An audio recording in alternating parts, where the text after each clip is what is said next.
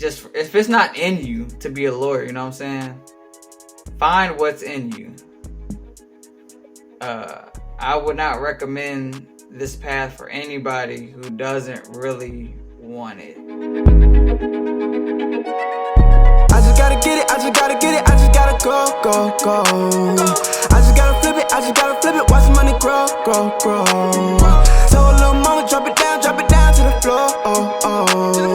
After one night, she gon' be begging for more. Welcome back, everyone, to another episode of Dear Radio. Thanks for joining us for another Storytime segment where we bring a special guest each week to talk about their own story. It's your boy, Dear Michael, currently speaking. Got my co-host with me, Dear TKD2, Dear Siege, and Dear LeBranson couldn't join us tonight, but we'll make sure they're on the next one. TK, how you feeling today, man? Feeling good, bro. Got one of the close ones here, bro. UK is on, man, from the beginning. Man. It'll be a good one. It'll be a And good man, one. so like I said earlier, man, Storytime is where we bring in guests to talk about their story. And tonight we have another spectacular guest with us. He's a now second-year associate at the prestigious Dismore and Sho, a proud graduate of University of Kentucky, where he earned his degree in writing, rhetoric, and digital studies, and later his law degree in 2023, and a co-host of his own podcast show called the Same Convo Podcast. Give it up for our guy, Kenny. How you doing, man? Doing good. How y'all doing? Man. Good. Pleasure, man. Pleasure. It's been a good one for us. So we definitely anticipated this one. We're glad, you and I reconnected a couple weekends ago at homecoming. So it's been cool to have you on and get the show together, man.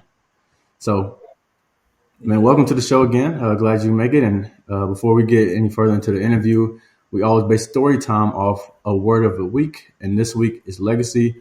So everybody remember what that word is, legacy. At the end of the show, we'll wrap up. And we'll pretty much have a breakdown of what that word means to us. So everybody can, obviously get some inspiration from that word. But Kenny, man, go ahead and introduce yourself. What's up? As Mike has introduced me, I'm Kenny, one of the three co-founders of the Same Convo Podcast, where we talk everything sports, anime, and media entertainment. Hence, Same Convo. We talk about the same things every week. Born and raised on the south side of Chicago. I went to Morgan Park High School. Have two siblings, older sister, younger brother. How much info I'm giving? Anything you want to break down? I mean, You go whatever you want to do, man. We're just flowing. We're just talking. Open book. Okay. I met these two gentlemen at the University of Kentucky circa about 2015, 2016. Time. Man, the golden age of the UK. Time. We had some times, man. I'm now a lawyer. Tell us a little bit about where you're from. Chicago. So I guess the best way to describe my experience in Chicago, I didn't necessarily grow up in like the worst neighborhood. I grew up in a neighborhood called Beverly, but I grew up right on the edge of so. If you go to Chicago, either one of you ever been to Chicago before? I've been. Like you can literally see where gentrification starts. Like there's a hard border, you can see. So I live right on the other side of that border, in a neighborhood called Beverly, right off of 92nd in Claremont. I went to a school called Morgan Park, like I said. Have y'all seen Lean on Me? Yeah. Anything like that? Yeah.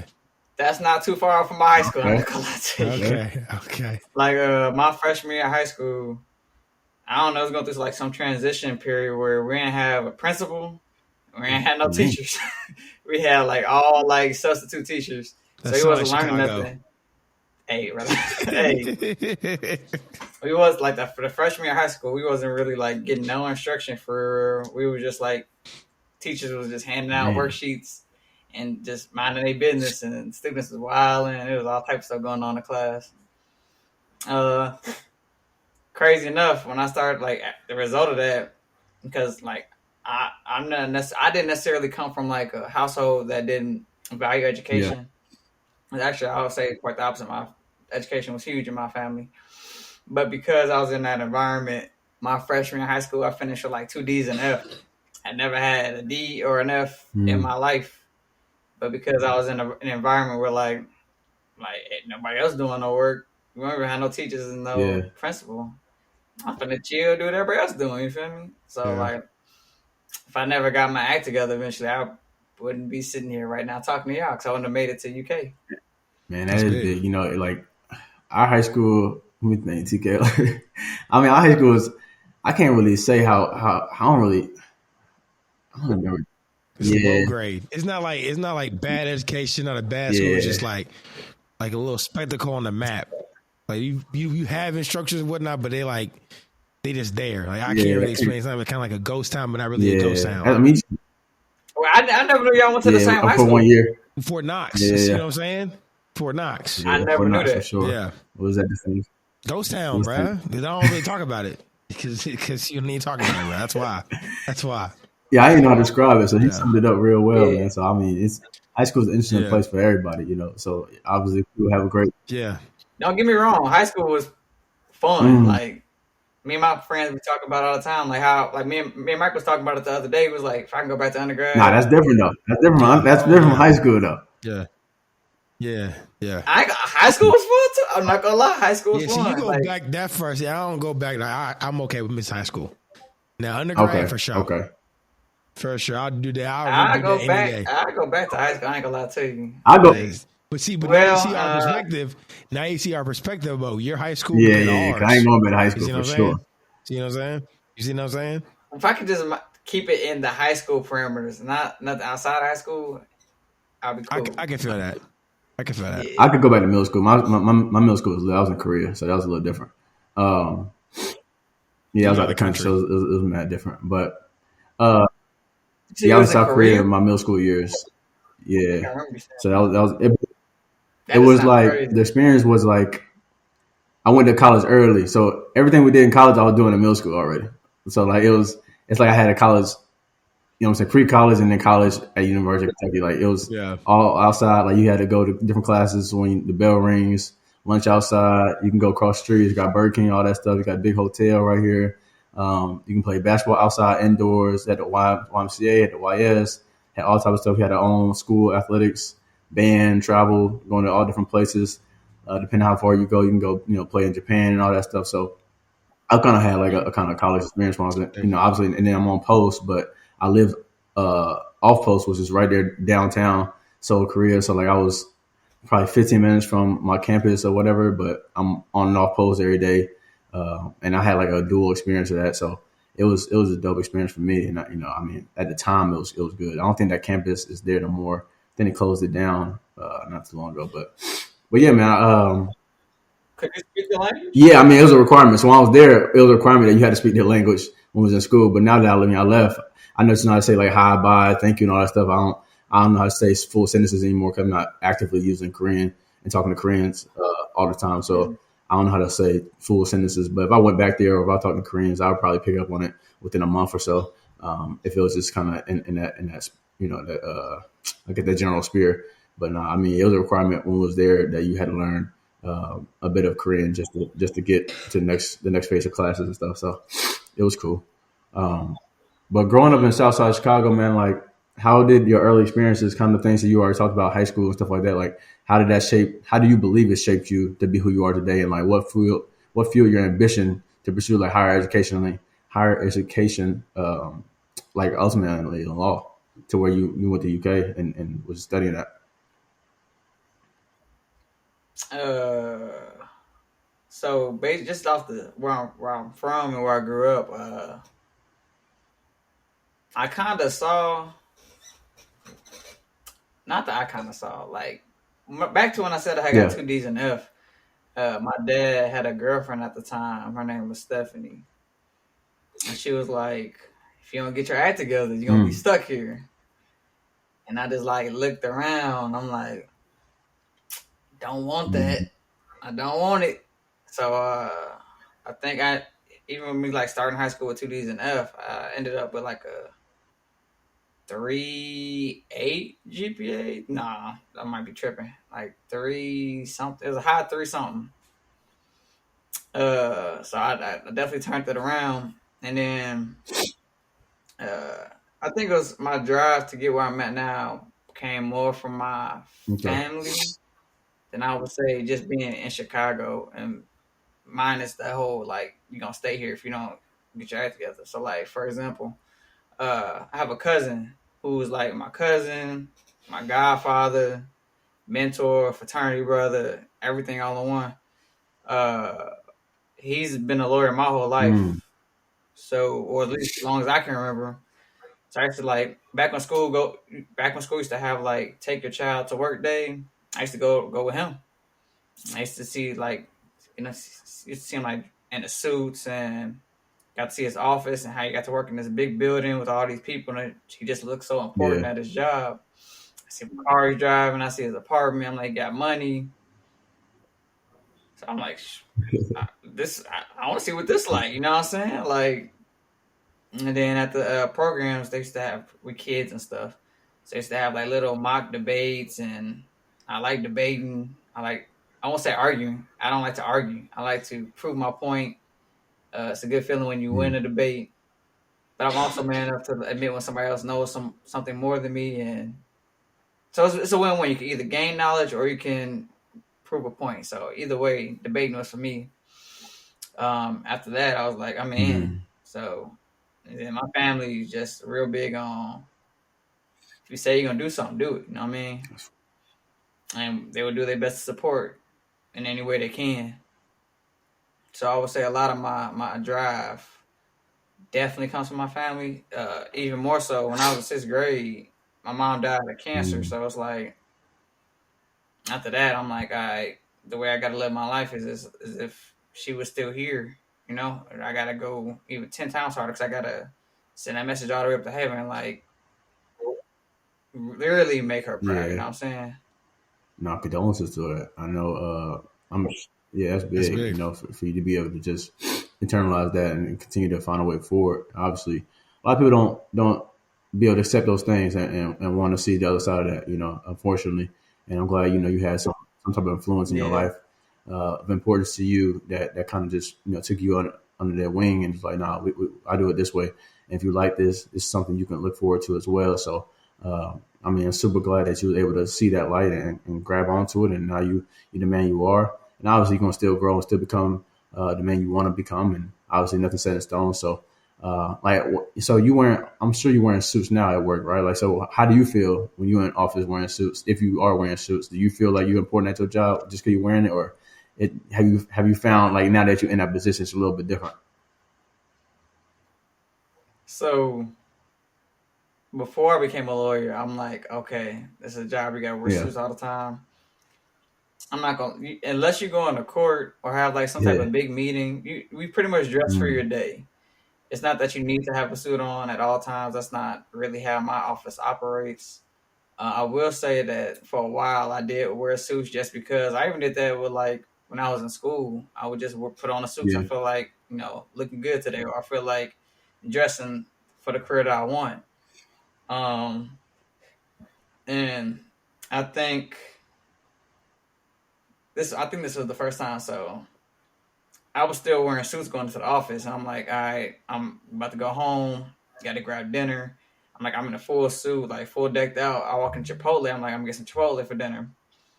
The cashier looked at me. She said, why are you so dressed up? And I was like, that's the first time I ever had to tell somebody I was a lawyer, but I was like, yeah, but it feels good. Like, you know what I'm saying? I ain't mad at that. Yeah.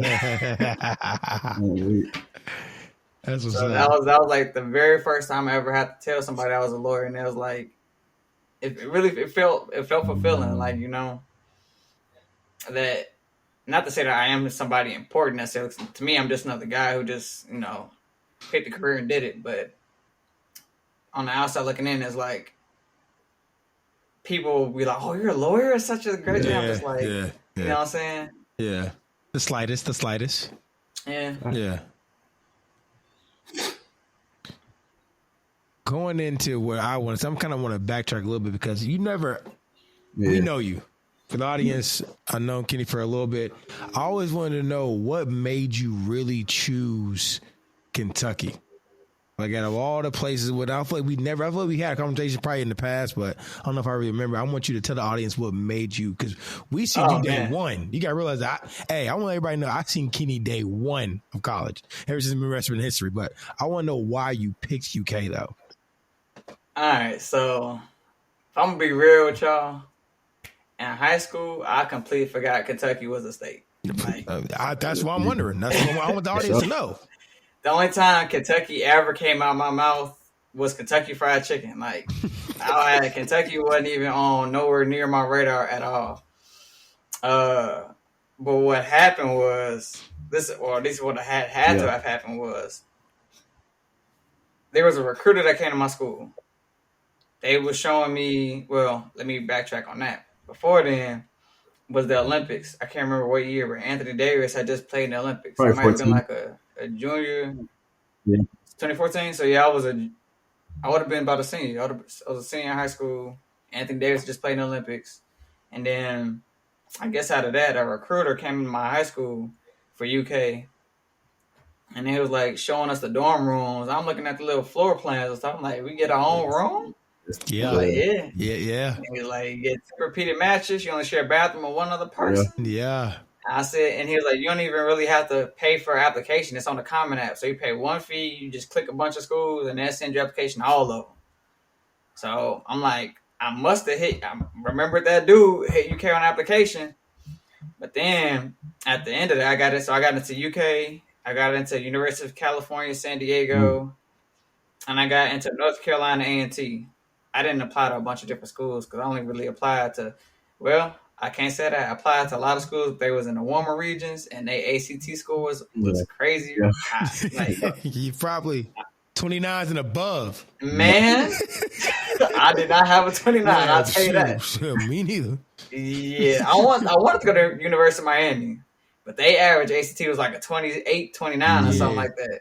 With like a 3.6 something GPA. I was like, unless you're catching that pill, you gotta. Yeah, I know. Unless you're catching that pill, I ain't getting in. Yeah, that's what they do. But like, I wouldn't think of University of Miami as like such a top tier, like high educated. I didn't at the time. Like, they got to fulfill that because the other people that be coming in too. That's why they do that. Yeah. But that's what they got. You got to even that out, bro. We can't have everybody in there now. Everybody want to go to Miami. Everybody gonna come on. It's in Miami, so I shot my shot at a bunch of schools like that, like UCLA. I shot my shot at a bunch of schools like that, but I got into University of California, San Diego, which is a good school. Got to North Carolina A&T, which was I think that was like the only HBCU I applied to because I went to Morgan Park, let me backtrack again. So growing up, like through the Chicago public school system, like where I live, I had like a maximum of three white kids in my class. Yeah. From kindergarten to senior year of high school. Crazy. And 2 of them was the same person. Yeah, that's the craziest thing in the world. Or the same people. But I knew like if I want to be a lawyer, I need to get out of that type of environment. I got to be able to communicate and interact with people that don't look like me. Oh, mind you, I also didn't have any Asians in my class. Nobody from Asia, nobody that was not black. So yeah. But where was I at? Why Kentucky? So fast forward through all of that, I got in North Carolina A&T. I was like, I like their campus, I like their vibe. I'm like, it's cool. If I have to go there, I'll go there. So when my dad seen all the tuitions, he saw University of California, San Diego, like $56,000 a year. He said, "Hell no." And then I pretty much had to beg him to like help me get to UK, which is why I ended up having to take a year off in 2018. But I'm sure we'll get to that later on. Yeah. But that's why Kentucky. It was not a HBCU, and it was more affordable than University of California, San Diego. And the dorm rooms were supposed to be nice. So I was like, you know what? Let's go see some horses. Let's go see some bluegrass. Grass is not blue. Biggest lie I was ever told. But it's worked out for the most part, I guess. And man, people don't talk about them dorms. Them dorms was hitting.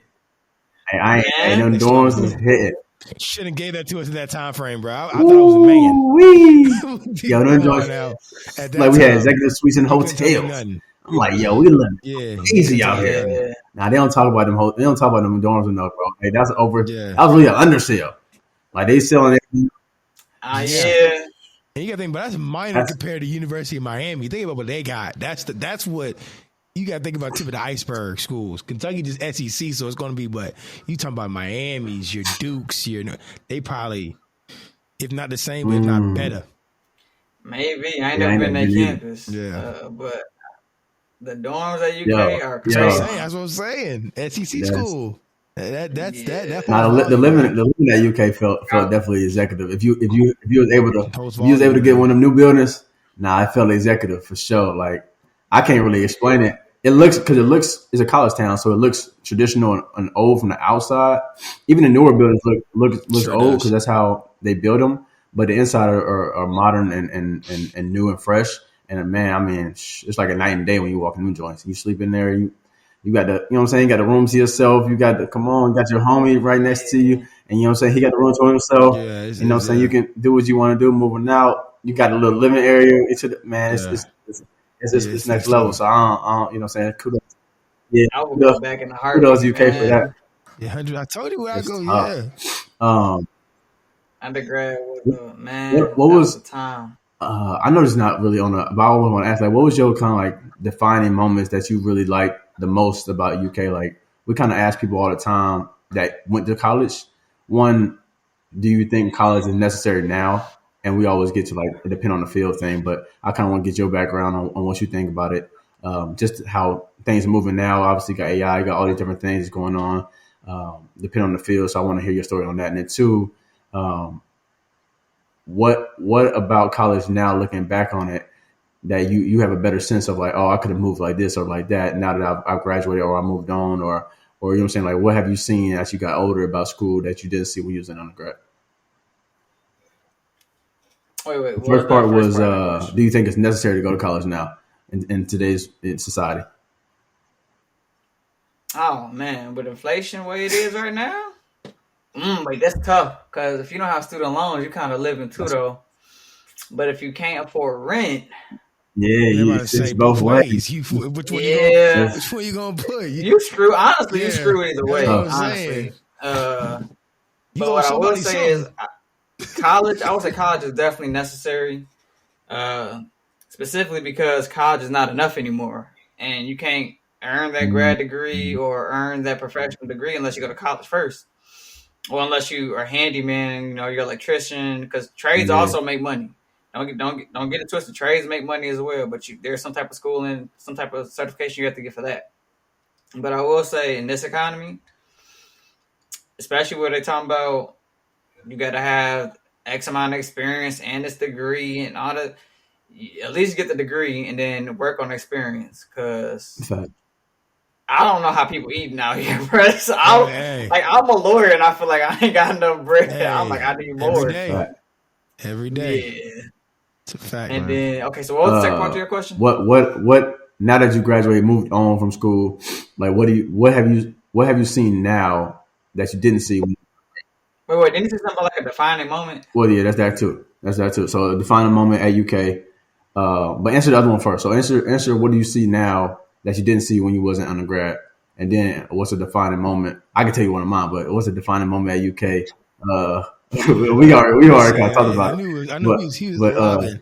He was lobbing. But yeah. What going back to that. So like, what do you think? Looking back at it now, like, dang, if I was back in college now, telling your 19, 20, 21-year-old self, like, move like this, do like this. What do you see now that you're a little bit older that you didn't see when you was undergrad initially?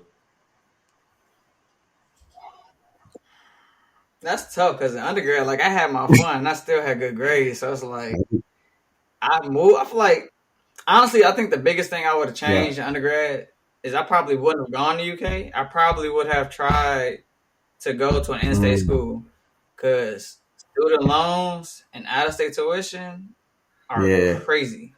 Like the dollar that they put on a college education, it just shows how it's not really about creating people who can contribute to society. It's about exclusivity. It's about, you know, making sure you can get your education as long as you can get paid, or the state can get paid, or whoever else. You know what I'm saying? I definitely probably should have stayed my butt in Illinois. I'm not gonna lie, the student loans is crazy. So I probably would have not been so eager to get away from home, because ultimately I just wanted to get to Chicago. There's plenty of places in Illinois I could have gone, or even closer to Illinois, that was probably cheaper. So I think that's probably I think in a very economic friendly, in a very financial way now these days. Because it's like, now that once you get money, it's like, how do I make more money? How do I keep the money I got? Because them bills gonna hit you every month. Every month. And it ain't gonna stop for nothing. Not gonna stop. Tragedy. Yeah. And then what was the last question? You said define a moment. Wait, what do you mean by define a moment? In what way? More so like a memory or a moment that you had at UK that you'll never forget. Like a defining moment that you was like, oh, okay, this is what college is like. Oh, this is what. Okay, I see what's going on. Like now. Oh, this is what college is like. Wait, can y'all say y'all so I can have like an example? I had a lot of them. I mean, for me, I would say one. It's like going to a big university. I don't know what it's like going to a community college, right? So like going to a big university, we had like 30-some thousand students. That's what we know. So it's like a highlight is getting a certain amount of attention with 30,000 or even half of that. You might not see everybody through your whole career of college, but like when you and I had them hoverboards was like a really defining moment. Like nobody had those at the time, so we riding around them things like people looking at us like jetpacks, and they like, yo, who is these dude? Like what's? Well, I mean, we gliding inside the class in the hoverboard, sitting down, and everybody stopping and looking at you. Why you going to the thing? That is. You want to holler at you, get your number. Like, how you do that? How you ride that kind of ride? And you in class doing a show and tell. And they was said, "Hey, can I ride?" That's a big one for me because you definitely right. And I don't think I seen you crazy when you had your hoverboard. You came over a couple of times, but after I got mine, it's like, bro, we was with him. We was with him to go get it. We went with Kenny. That's all I was telling Mike the other day. I'm like, y'all was there when I went to go get it. I can't remember the whole situation, but I know we had them joints. We was actually. It's like we created our own team. Nah, Kenny got like 2 more, but I think he gave one away though. I remember you guys. I gave it to Mike. No, I thought you had another one though. I had 3. Remember? Who'd you get that one then to? I know the 2 you. I sold one and gave one to Mike. Okay. And then something happened to mine. Because you had a gold one. No, all white, right? Kenny had the gold one. Mike had the. I thought he had. I had 3 all white ones. Mike, didn't you have? No, I got the. Okay, now I see. Kenny did give me a white one. Kenny gave me a white one, and one day it was raining hard, and I rode through a puddle and it stopped. It stopped. I remember that. So then I bought a red one, and then I was, you know what I'm saying? That's what it was. I remember. Okay. But I mean, that was a defining moment for me. I think another one was, I mean, our first year living in the dorms with all the athletics. I think that's a whole nother, because they brought us into a whole different world that maybe if we wasn't there, we wouldn't have been a part of. I mean, I still think certain things align in that aspect. I feel like it's just reason why Kenny's on here still, reason why we still. I feel like everything just aligns. You just have that sense of everybody has a certain agenda that we all attend to. Somewhat. Yeah. That's why when he said UK, I was like, bro, you fit right in with the group like that. Like, I ain't gonna lie. Everything did work perfect in UK. You see what I'm saying? He got his own people, going back to, because my next question is him, joining to be a Kappa and stuff like that. Like, he got his own thing, and he comes back with like, we all got our own little thing, and it just fit perfectly, bro, every time. It was natural. Like, he came over, I was like, yeah, bro, what's good? That's why. But back to what I was saying as far as my next question. So I know your cousin was also in this fraternity too. So what made you go for Kappa? Because I remember that. Yeah, I remember that whole thing because my dad's making sci-fi and all that. Yeah. I was like, I ain't even gonna go ahead and do it. They were asking me, I was like, I'm good, but you actually went to the next step and actually became when you cross. So talk about that. It's funny that y'all said the word of the day is legacy because even though Steve's not my dad, legacy is usually like your dad is. Yep. Yeah. Mm-hmm. That was me. My whole family calls me the legacy because they're not technically our sister sorority, but they're like they're our sister sorority. We're both founded in Indiana. It's Sigma Gamma Rho Sorority Incorporated. My whole family, my mom, a bunch of my aunts, my sister now, cousin, all Sigma Gamma Rho. Like that runs through my family deep, and I'm talking way back. So it's like I was literally born to be a noob, man. And then I don't want to say I didn't have a choice, but you can't fight your destiny, man. Yeah. So that legacy was bestowed upon me at that point, and I walked in that path, Yeah, that's big because I was the other side. I was an Omega legacy, not. I remember that. They was trying to. Yeah, because it was pushing hard. They were pushing me hard for that. I was like, nah. I wanted it because, like I said, I was around it my whole life. I remember like you were like, hey, teach somebody. I was like, hey, bro, go ahead. I remember that your whole journey, bro. So were you at one that night? I didn't. Nah, but I didn't get to go to your probate. Nah, what night was the Wonders joint? What? Remember we was camped out for the Jays, and I got a call. No. For OVO 10s or for the OVOs and the white cement fours. I was there, but I don't remember. I don't think I remember that either. Maybe I was doing something else. I was with y'all though, because I remember y'all got the white cement four. I remember that. I don't know if I remember the call though. I got a call while we was out there camped out for some Jays. Got him out of there. Couldn't even get him. Yeah. That's when they let me know that you feel me? Yep, yeah, you can get some. Got you. Yeah. That's But yeah, that was I think that might have been one of my defining moments at UK. Yeah. Like I did it as a freshman. That's what you did. That was big. That was big. A lot happened in that year, bro. A lot happened in that year. That's what I'm saying. Like that. It's just crazy how like that first year and whatnot. That first year was ridiculous, bro. It was ridiculous. That first year undergrad was fun and stressful at the same time. Dang. That's a fact. Yeah. I mean, wait, what Glenn was y'all in? I can't remember. Was y'all in the one in the very back? No, we were in the front. We were right next to the Ovids, man. Right in the front. Oh yeah, was in Glenn too. Yeah, Spotlight. When Josh and all them was going hootie all the girls and whatnot. I was in y'all dorm all the time, but I don't remember what y'all front desk looked like. I couldn't tell you. Do. Yes, you do. Kenny, you were there every day, bro. You remember? I know, but I don't remember what the front desk of y'all when you walk in, it's to your right. Yeah. Oh, now, yeah, I remember. You remember? I remember for another reason. Yeah. We good. No, but you spoke on your cousin and the fraternity brother, Stephen Hunter, being a guiding light in your life. Like, how has having him such a close mentor help you navigate like the challenges and triumphs in your journey like this far? I'm sure you called him on numerous occasions when you've seen things that he may have went through. Like, how have those conversations been, and how have the evolution of yourself in this role? Have you seen yourself grow in it?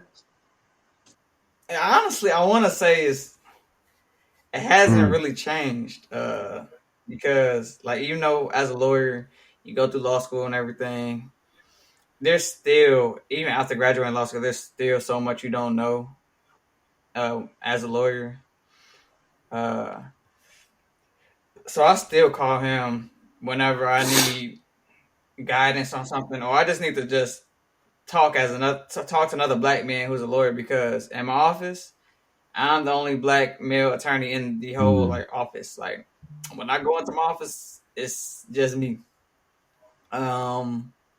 So I think one of the times I hit him up was because I'm like, okay, I'll say it like this. I'll be door dashing food to the office. I'm like, sometimes I'm so busy, I don't have time to really, not sometimes, a lot of times I'm just too busy to get up, go get food. So I'll just door dashing food, have it brought up. it's gotten to the point where like the front desk, they see Popeyes at the desk. They're like, I already know who it is. I'm the only black dude there. I'm weak. Yeah, so it's like I had to text him about that. Yeah, not that I was like hurt about it, nothing like that. I was just like, I needed somebody to talk to about. Yeah. I feel that completely. yeah. I know exactly what you meant by that. I feel that. It's like a little. It's a little like I feel a little insecure when the reason I have to bring it up now is because when I used to go down there and meet them down there, like in the lobby to pick up the food, it's weird. You get on the elevator with like a bunch of other white people. And like, oh, look at this the black boy got fried chicken going into the office. And I'm just like, it's uncomfortable. Yeah. No, I feel that. And what? And some people don't. So like me and his relationship hasn't changed at all. Really, I still look to him as a mentor. I still look for him for guidance, even now. So. And what field of law specific are you in? Just for people to know and get understanding. My practice. Well, I'm a second year associate, so I've only been practicing for a year and some change. So I was hired for commercial litigation. I ended up being transitioned into our torts group, specifically products liability. Most of my practice has been about medical products. I've done some commercial litigation stuff. I've really gotten to some insurance defense. So I'm just the first 3 years I've practiced in about 3 to 4 different Has anything areas. like popped out and excited you studying and putting some things in play and just learning more about it that like going through law school? Man, I didn't know a lot of stuff. So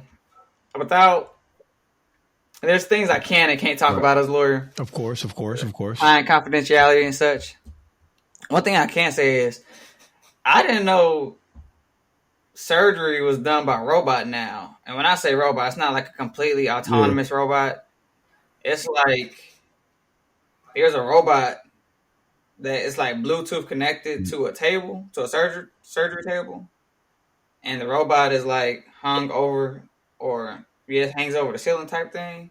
And then the surgeon goes behind the desk and can control the robot from back there. And he can control the table and the robot from behind the desk. I didn't know that was a thing. I didn't know that was a thing until that's wild. I had to, Yeah, you don't got to say that. Yeah. I get you. You're an important man. Don't give you all the tricks and trades now, man. Come on now. Most of the stuff. I was gonna say most of the stuff is kind of like stuff you see on TV, like if somebody gets in a car accident with a semi, they sue the semi truck's company. Yeah. If somebody has a problem with a medical product, they sue the company who makes the product. What else? Or if somebody's car gets damaged at a auto repair service, they sue the company. So I do a lot of. I guess I'd be the bad guy because I represent the companies in these situations, but that's tough. It is what it is. You're on the company side, not the customer side. Yeah. Okay. Yeah. That's tough. No, they get the companies get the best work. So all right, you don't got to say much. When he said that, I already know what he's doing. Yeah, I know what he's doing. When he said that, companies are always gonna be sued. Yeah, the company need the best work. So I feel that's amazing, bro. That's what I say. I'm proud of you for that, for real. To get that little, that's big, bro. We definitely seen some people go through that and ain't stick with it. So the fact you definitely did, it's a testament to your I ain't no choice. Yeah, speaking of that, but I mean, it's like it's like what we talked about. It's like with inflation these days. It's like I was a writing major. What else I was gonna do with that? Hey, that's some true shit. That's some true shit. Nah, that's some because I could be a teacher, journalist, maybe. But I know what you're saying with that though. You can't. The dream's a dream, but sometimes you gotta do the other things to fulfill those dreams. So you guys I go get this first, and if I would do it on the side, I'll do that. But I gotta be aware. And speaking of that too, I'm gonna give back another question too. A little bit off script, but not really off script. Did anybody faint in the bar? Like when you walked in and did the bar test, anybody pass out? Can you even say that? I mean, yeah, Well, I can say whatever happened at the exam. Yeah. Nobody fainted, but a dude at my table got stung by a bee in the middle of the exam. I heard, so the way they did it, they separated us. Half of us was in one room, the other half was in another room. Yeah. I heard somebody got up and threw up in the trash can. Woo. Yeah. They said the bar is that because I was like, man, Kenny, I know my friend's also a lawyer too. He does patenting. Patent, I think is what it's called. Like, patent. Yeah. And I'm like, man, Kenny too. I'm like, y'all taking the bar because I'm going off of the TV show How I Met Your Mother. I don't know if anybody knows that. Never seen it. And Marshall, I know about it though. Marshall is a lawyer, and he has like a episode about the bar, and people in there fainting, throwing up, screaming. So I was like, I gotta ask Kenny, bro. I mean, it's definitely the hardest. Studying for the bar might be one of the most challenged I've ever been. Yeah. Like in my life, like mentally challenged as I've ever been. Like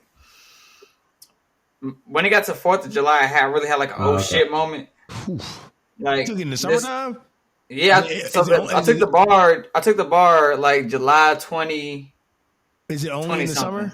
Or is that just July 25th, July 26th. It's a 2-day exam. Man. Closed book, and you got to know everything by heart. So it got to a point I was studying from like 7:30, 8 a.m. to 11 p.m. every day, 7 days every day. I would take a break to go golf just so I can get outside. But other than that, I was rolling every day. I forgot you golf. We're gonna have to talk about that off script. I'm trying to get in. I got clubs and everything, but I'm terrible. Hey. I'm terrible though. Whenever you're Alexa, let's go. You know what I'm saying? Yeah, but we won't get into that. Man, that's crazy about that's 12-hour shit. But that's also going back to like, there are viewers, going off our word of the weeks and whatnot. That's dedication, man, right there. That's a grind. Also another word of the week, man. I mean, like he said, closed book. I want everybody to really realize what he said. Closed book from the start page to the end page, bro. That you can't. If nobody, I know a lot of people probably said, congratulations and whatnot. But I'm gonna say congratulations again, bro. Because like I said, I personally know you. I've known you for a while, and the fact that you went through that, bro, and obviously, also in a black man too, like that holds volume, bro. Like that's big. Appreciate you, bro. That's big because I couldn't do it. I know I couldn't do it. That's the one thing. One thing I don't be hearing is like, I'm as average as it gets. If I could do it, I feel you. I'm like, you just have to be willing to sacrifice, and just do it. You know what I'm saying? Like that's what I've been living with. Just do it. Like put your blinders on and just lock in. That's real. That's another one right there. That's real, bro. Nah. Just lock in. That's all I can say, man. Yeah, you can do anything you want to. Yeah, for sure. But yeah, man, it's kind of circling back. When you talked about taking a year off from school in 2018, obviously I'm sure that was challenging. Like, what lessons did you learn during that time, and like how did it redefine your approach and perseverance, like to success and where you at now? I'm sure it was necessary at the time to do that. So, and it got you to where you are now. So, like, how's that? How have you seen the growth in that? Just being able to be like, okay, this is what I got to do because X, Y, and Z reasons. But now that I'm here, I'm gonna execute and put my head down and do what I need to do to get to the next level. That year off from school was probably that's definitely top 5 hardest times of my life. Cause it's not like I took a year off because I wanted to. I took a year off because I had to. Because I had to figure out a way to get myself through school without any external support financially. I did a bunch of odd jobs. At one point, I was working at Jimmy John's. I was delivering for Jimmy John's. But then I got in a car accident. Didn't have a car no more. And then the people I was staying with, they had a connection with this guy who had his own security job. So my little 5'9", well, how much did I weigh back then? Probably 149, 148 pounds. Stuff was doing security. And weird times. I think the weirdest shift I ever had was from 3 in the morning to 8 in the morning.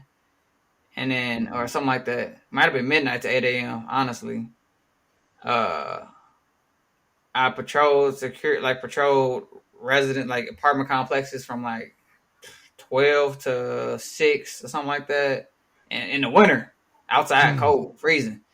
And then I was also working at Costco, so that shift I did from like 12 midnight to 8 a.m. I was at Costco from like 1 p.m. to like close. So I was just trying to make it. I was working, trying to figure out a way to get back in school. Obviously, I figured out what I needed to do. I literally printed off the steps, and as I completed each one, I checked it off until I fought my way back in. And I just shook the right hands, talked to the right people, crossed my T's, dotted my I's. So what I learned from that was just keep fighting, bruh. Like, when I got back in, that's when I wanted to, like, I told my story. I had found a professor who became like almost like a psychiatrist for me, or what's the other word for psychiatrist? Therapist. Like, her name, Dr. Beth, probably to me the best professor at UK. And I told her my story through homework. Actually, she had a class where you can like just tell your story. Was like part of the class. So I told my story. So she knew all about me, learned about my struggle, learned about how I fought to get back in school, learned about my childhood. And that's when I went to Lyman T. Johnson. And I actually came back. I was on Dean's list. They wrote the school wrote. Well, was it the school? I think the school wrote an article on me and all that type of stuff. So it was, in the article, I was like, I think the best quote I ever said was like, somebody climbed Mount Everest, you know. Hey, I mean, you speaking facts, bro. That's why I'm excited to be had this pod with you in general, because just getting back from, obviously, like I said, we know you and whatnot, known you for a long time, but getting back to like what you wins post UK. Well, for me, you know, me graduated whatnot, then you know, taking your year off and getting yourself. Then I see the highlights over, you know, with your podcast, you know, you being a lawyer now, this, you know, but now, you know, talking to you, and then obviously the audience listening to you too as well. It's a big thing, bro. Now you really just epitome of never stopping, and that's why we brought this Dear Radio together now, like telling your story, and I feel like that was a really good job of letting everybody know, because I mean I forgot about certain things. Granted, you know, we was younger back then, so we were worried about different things and go in depth with that stuff. But just, you know, seeing that and seeing you now, seeing, like I said, Dear Michael now too as well, just it's really a blessing, bro. Because like I know what you've been through and whatnot. So it's just good seeing you on the other side, bro. Seeing my people's getting stuff done, and it just really gets to me. I ain't gonna lie, it's real. We got some real people around us, bro. I'm happy that you got to come on the podcast, and I'm gonna go on your podcast too. Yeah, I need both of y'all on I don't know too much about anime. I know about Naruto, but you know the sports. You know I got you. See, people don't know, me and Kenny would have a Madden battle every single day. See, y'all I was going back and forth. I was playing 2K against Mike, Madden against you. That's gonna be a different. When we do the in-person podcast, we'll talk more about that. But y'all don't really know that we was in there. We was in a battle in every day. So that's what I have to say. That I had to get that off my chest. But and then we go hoop. Yeah, I mean, we was in a JC every day. We got stories for y'all. When we gonna have to do like a story time segment, bro, where we just have conversation from you, UK. I'm gonna talk to the boss over there, Dear Michael, about that. You know, but hey, I'm telling you, it's just, man, this hearing Kenny and whatnot, bro. This is great. This is great. And to move into that, right? Like, obviously, you know, when we first reconnected, and you were telling me about your podcast, obviously you co-hosted that. Like, what inspired you and your group to create that platform, and what do you hope listeners take away from the conversation y'all are having on there? See, okay, so our podcast is strictly entertainment based. My boy Carlil, I guess, is the original founder, because, you know, he's my line brother. He had our other co-host, his name is Bamba. they were roommates at one point. They worked together at this place called BD's Mongolian Grill. So one day, I think it was during COVID, like anybody got nothing to do. Well, I was in law school during COVID, but Carlil approached me and was like, "Hey, bro, what you think about doing this podcast?" I'm like, "What we gonna talk about?" He was like, "Well, we're gonna talk about sports, anime, and like pop culture and all that type of stuff." I was like, "Okay, I'll do it." And then it came down to like, we need a name. What we gonna call it? So I remember just like looking at the message in the group chat, and I'm like, okay, let's think of something. I'm like, okay, we got sports, anime. I'm big on like making things got to make sense to me. True. So I'm like, sports, anime. All right. And then we got pop culture. I'm like, we can't be the SAT podcast. That's not gonna be it. And then I'm like, I don't know how it clicked. I'm like, pop culture is really just media and entertainment. Yeah. So if you put S in sports, A in anime, M and E in media and entertainment, you get same. And then I'm like, think about it. We talk about the same thing every week, the same three topics every single week, the same convo. And that's how we came with the name Bomba. If you ever go look us up on TikTok or YouTube, all them edits, that's Bomba. That man's a wizard with what is it? Aftercut or something like that. Yeah, I know what you're talking about. That man is a wizard with editing. That man be going crazy. He does all our algorithm research, all types. Like, honestly, I came up with the name. Carlil got us together. But we wouldn't be a podcast without Bomba, for real. Like, big shout out to Bomba. Let me shout out the shirt, merch. You feel me? But really just entertainment. We were inspired by RDC World. Like, we used to watch their skits back before they even blew up. Yep. Boy, that man Mark Phillips. Yeah, like we got hip to them back when it was like anime gone too far, part 1. Yeah, I know. Hood anime. I remember that one. Hey, telling you. Yeah, so we've been fans of them for a minute. We had another not podcast, but another YouTube channel that flopped. We didn't really take it too serious. Yeah. But this time we really tried to, take this serious. We even go to DreamCon. We do a lot of podcast networking. We're connected with a bunch of other podcasts. Now y'all. Yep. We've been growing. The team has grown. The podcast has grown. We've got like 3,000 something followers on TikTok. Takes a village, man. The hardest thing to do is grow YouTube subscribers. That's been our main challenge. Yeah, it's consistency, bro. Man, it's hard. You gotta every day, and you gotta get somebody within 5 seconds. That's what I've been reading. Within 5 seconds. If you don't get in 5 seconds, wash. That's hard for us as a podcast. Like, unless we have we start our. Ooh, that's a good idea. Thumbnail too, bro. Everything, but like I said, with us, everybody collab and whatnot. What you got to do? We got to take the Same Convo village with the Dear Radio village put together and then disperse. That's how you do it. That's why RDC World we're doing AMP and all that. But it's all about bringing the right people along, bro. Like I said, the DreamCon thing. I'm gonna look at my thing. DreamCon. The past 2 years has been in Austin, Texas. Yeah. This year it's in Houston. Okay. So, and it's been lit every single year in Austin. I can't wait for Houston. What time of the year do they pop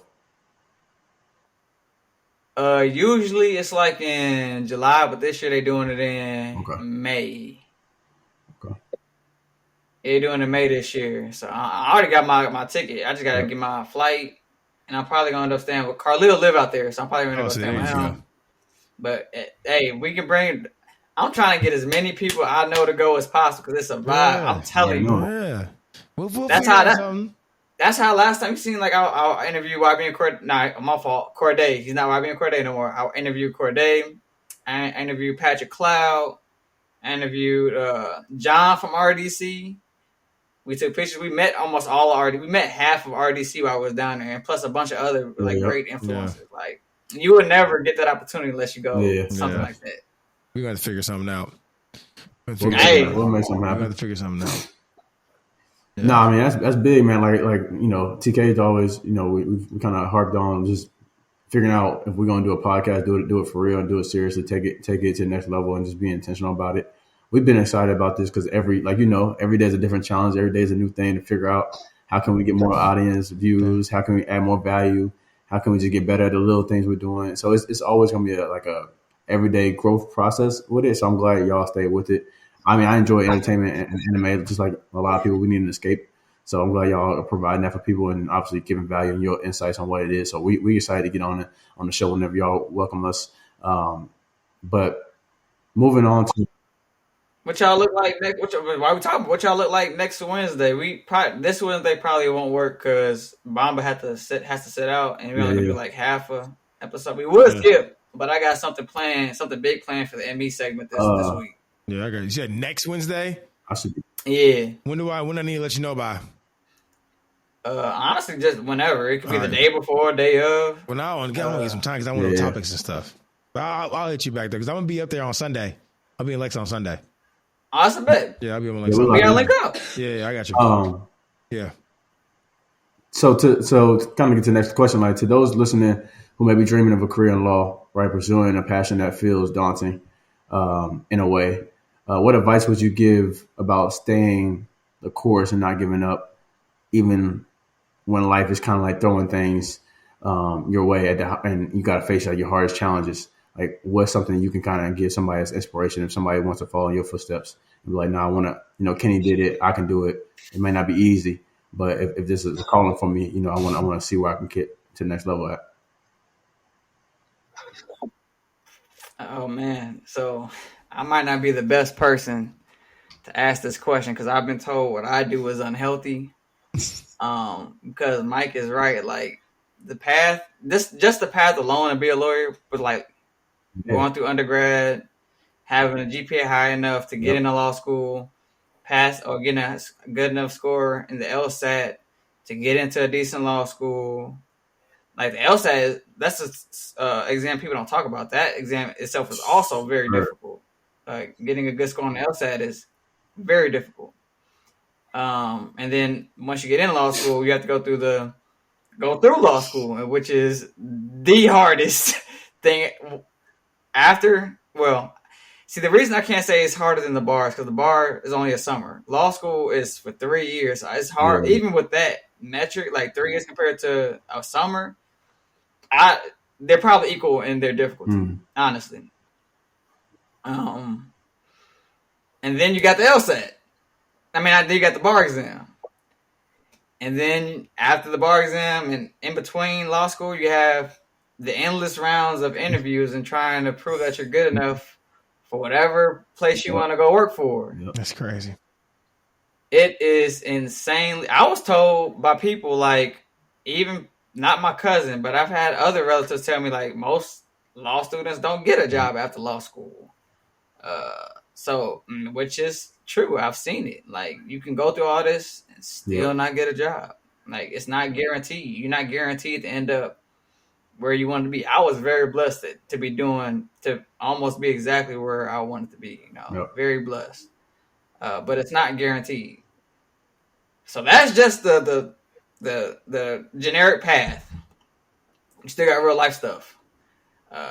You're gonna have relationship issues. You're gonna have, that could be friend or significant other. You're gonna have family issues, deaths, hard times, all that type of stuff. You're gonna have your own personal internal issues, depression, anxiety, all that type of stuff. On top of just the cut and dry journey. So what I did, which I've been told is not healthy, I have very strong blinders. I wanted to be a lawyer since I wanted to, like I said, take your child to work there with my cousin. I saw my destination. That's what it takes, though. I saw my end goal. I was willing to, I won't say ignore, but I was willing to limit my distractions or limit what I was willing to impede my path. That came with a lot of internal battles. It came with a lot of sacrifice. I missed a lot of things. But that's Yep. what it's gonna take. I will tell this to anybody: if you want to be a lawyer because it sounds cool, or you want to be a lawyer just if it's not in you to be a lawyer, you know what I'm saying? Find what's in you.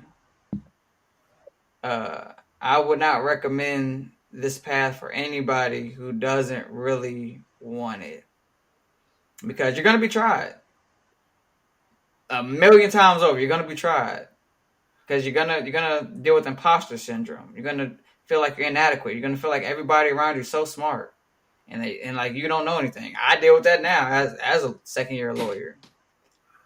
But know that if you've made it even to the point where you're taking the LSAT, you are worth it. You are smart. You are intelligent. Know that you are worthy of being who you are. You're worthy of where you're going to be. So you have to also tell yourself that you're not inadequate. You're learning just like everybody else, because if everybody got imposter syndrome, who's the imposter? We're all the same. We're all going through it at the same time. So dig deep. And remember what I said earlier. Somebody climbed Mount Everest. If they can get over the biggest mountain in the world, you can read these little books. You can read that. I like that. Nah, I mean, you hit it on the head. I mean, it's like you say, it's a never ending journey. And like you said, when you get yeah, and there's another thing that gets me through is like, not to be on the like self-righteous and not like black righteousness and that, but it's like we used to be in chains. Like, yeah, I mean, we weren't allowed to read these books. Yeah, somebody in your lineage went through something a million times harder than you. You know what I'm saying? Imagine looking them in their face and saying, "My foot hurts." Reading these books is too hard. Yeah, nah, you hit on the home. There's no excuse. Right. Nah, man. Now we appreciate you sharing that, because a lot of people that's wanting to follow that journey that may not have all the insight, may not have somebody that can share those points with them. Hopefully this show can kind of reach them and they can hear that and be like, okay, well, I get it. At least he told me the real. Maybe they want to leave and start something else, or maybe like, okay, I expected that. I'm glad somebody was upfront with me, and I want to go home. I'm always gonna get it real. I don't believe in sugarcoating and like. Yeah, that's the best way. I don't like misleading people. I'm not gonna tell you, oh, everything's gonna be so easy. Yeah. It's not. No, it's not. It's a fact. I mean, we've known that. You know, we go back, so we know how you lock in, and you're gonna let somebody know up front, which we appreciate. I mean, you gotta have people around you that's like that. You know what I'm saying? So if you don't have people like that, you know, you kind of gotta find yourself figuring out who are the people you're around. And nobody gonna check you, just to make sure that you know your temperature right, just so that y'all can collectively get to the next place. You know, y'all, like Kenny when he was in Chicago, nobody want to stay at the same place if you seeing nobody growing there. So it's like if you nobody around you ain't trying to challenge you, man, you gotta look at yourself and figure out what that is. But kind of to wrap the things up, as we talked about earlier in the show, you know, this word of the week is legacy. So you briefly touched on it, Kenny, about, you know, obviously how you was going to Capitol because of the legacy of your family. So like, what does legacy mean to you at this point now? And like, what do you think that looks like for you to build that for your future? So for me, legacy is kind of like your reputation. Not saying that to have a good legacy, you gotta be this great and just grandiose person, or you gotta be this just LeBron in a room full of who I want to say. You gotta be LeBron. And he said Joakim Noah. No, Matthew. Joakim Noah. I mean, you can't say in a room full of rookies. Yeah.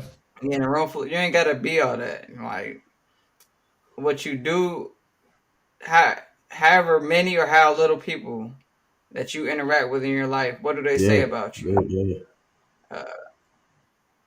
Are you what pure? do they think of when your name comes up? That's your legacy. It doesn't have to be a bunch of people, because you don't have to be the most known, most famous, to be the loudest person in the room. But if you haven't, in your lifetime, haven't had a real conversation, haven't had a positive impact, haven't had an important role in somebody else's life other than your own, that's your legacy. TK, got any thoughts on that? Well, he kind of hit it on the head. I mean, like I said, are you pure? That's the quickest thing I can summarize for our legacy, man. Just feel like when you said when your name is called upon, what they say, did they go or they be like, oh no, he cool, what's he been up to? Because we all have them people that we say, oh no, I ain't talking about Buddy right now. Buddy, all right, but us now. But we want to talk about old dude though. Old dude, he cool. I want to talk about him.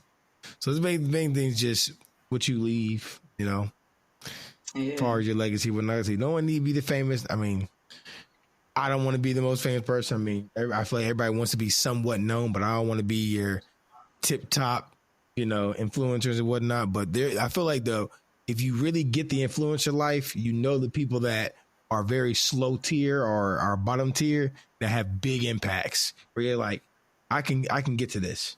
And I feel like that's a good legacy. It's like you can go up to them like in DreamCon or at an NBA game or something and just have a conversation with them. They're not too big for the highlights. They're not, like you said, LeBron. No issue with LeBron being LeBron. You got to have your LeBrons in the world. But I feel like it's okay to have a decent legacy instead of that maximum legacy. And I feel like they're all, similar in that aspect. No, I mean, you hit it on the head too, right? Like you said, it's really when it comes to legacy and impact, it's just, we all humans at the end of the day, right? Well, for the people that are, it's not like a dog or a bird or something like that, but like when we are all humans, it's like you grow up seeing so many different things from your grandparents. If you were able to, create a relationship with your grandparents and to your parents and seeing how, they created their relationship from their parents and now how they raised you, and you see all these different cycles of life. And you want to figure out what that looks like for you as you grow older and you start meeting people. And it varies, right? At 12, you might want something. At 22, you might want something else. 32, you feel it's something different. And 45, it might be something different. As long as you continue doing things and you write with yourself, I think Warren P said a good thing was like, as long as you write within yourself and you're pure in your heart, we all are going to look out. And I think that's at the end of the day, that's really what it is. Your legacy is just an extension of yourself. That's why reason why I was excited to do this show, because we're not gonna live forever. But guess what? If we do this right, the show can live forever. The community we build can live forever. Anything that we want to create that can impact people can live forever. I mean, money is a monetary thing, and in our country is wagered by obviously a big measure of status because we're in a capitalistic country. But at the end of the day, you got all the money in the world. If nobody want to come to your grave site or they don't want to come on your bed site, like what did you really do? You know what I'm saying? So, what did you really do just because you got all this money, but nobody's like, Mike, he got that money, but he was, what I'm saying? So it's like, I want to be a person of value more than just somebody with money. Obviously, both correlate, and more money, you can create more opportunities, but at the end of the day, it's just creating value for people, man, that really don't know how to see things for themselves. That need a community, that need people that want to, pour into them. Family obviously is important. So I think all this stuff, big picture, but at the end of the day, get right with yourself, get right with the people you love. Obviously, hold people, hug them, tell them you love them a lot more often, especially in our community. We don't really say those things. And it's like, some families do, but some kind of shy away from it, but it's like, say you love them. And I think, we only got limited time, and it's like, we got to continue to grow in who we are and become something collectively, because what are we by ourselves? I think we're better as a team, as a unit, and I'm glad we got an opportunity to connect and share our stories with Kenny again. We're going to do another one. It was fun having this opportunity to lock back in with you, brother. It's always a good time when we connect. We're definitely proud of you, man. We appreciate you coming on the show, and man, this is a good one, and I can't wait for the next one. So thanks again for obviously coming on the show. And we want to wrap up and shout out your social media so everybody can follow you. We want to make sure that we honor you and we can continue watching your journey and your growth, man, and be a part of your success. So where can everybody follow you? Well, first I want to say thank y'all for having me. It was great being here. Great reconnecting with both of y'all. I don't even know how we fell off. Like it wasn't even like on no beef now. It just like all of a sudden everybody just disappeared. Life. You know what I'm saying? Last time I talked to TK, we was in like a Madden league, and then all of a sudden everybody just dipped out the Madden league, and I was like, where everybody go. Yeah. But that's how that be when everybody start having their lives with. But that's why I said it's so easy. That's why it's true, pure.